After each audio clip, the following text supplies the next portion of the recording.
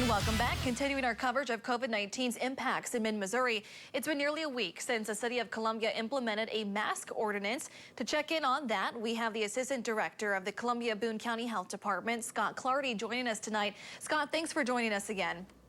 Sure, thanks for having me. Sure. How are things going since the mask ordinance went into effect?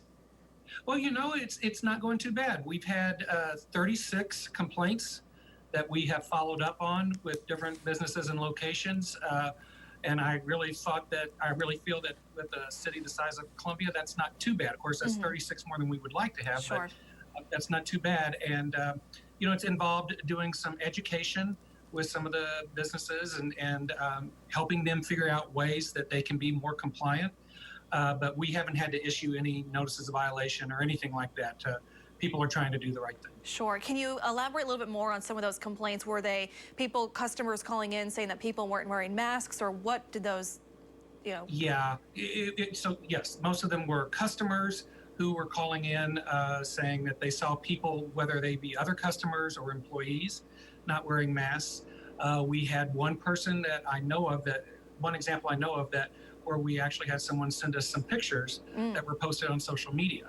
Okay. Of an establishment that didn't look like they were following a mask. Do you encourage that? Sure. I mean, anytime that people see an issue that they think needs to be addressed, we want to know about it. We Sure. can't address it if we don't know about it, and it's all about keeping the community healthy. And so, sure, that's fine. Okay. I know it's obviously, a fine line, though, too, if you don't want people to go out like they're the mask police, if you will. Right. So, of course, you said something, very true is education, teaching people why there's benefit to wearing a mask and, how to wear one properly. The businesses that you did have to follow up with, were they compliant and they understood? Yes. Most of them just, for some reason, they would maybe think that certain employees may not have to wear a mask or something like that. Most of the time, honestly, the complaints are about customers not wearing masks. And, what people need to realize is that there are some exemptions in the ordinance that allows for people with certain conditions to not have to wear a mask. And most of the time, we found that that's what's occurring.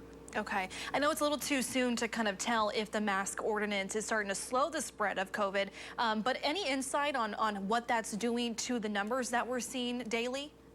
Yeah, you're correct. It's a little bit too early for that. It hasn't even been a week yet. Yeah. COVID has an incubation period of up to 2 weeks, so maybe a week from now we may start to see some kind of an impact. But I can tell you just anecdotally from what I've seen, I think people are really being compliant and trying to do the right thing, and I think we're going to see some good results. Sure. Now, as far as, people that are testing positive for COVID-19, one of the things that we hear the governors say and even local leaders is the young population. That's where we're starting to see more increases of those cases. Is there anything additional the health department can do when it comes to, getting the message out to the younger population? Well, we've been trying. We've been using, the way that we can get out to this population primarily is through social media.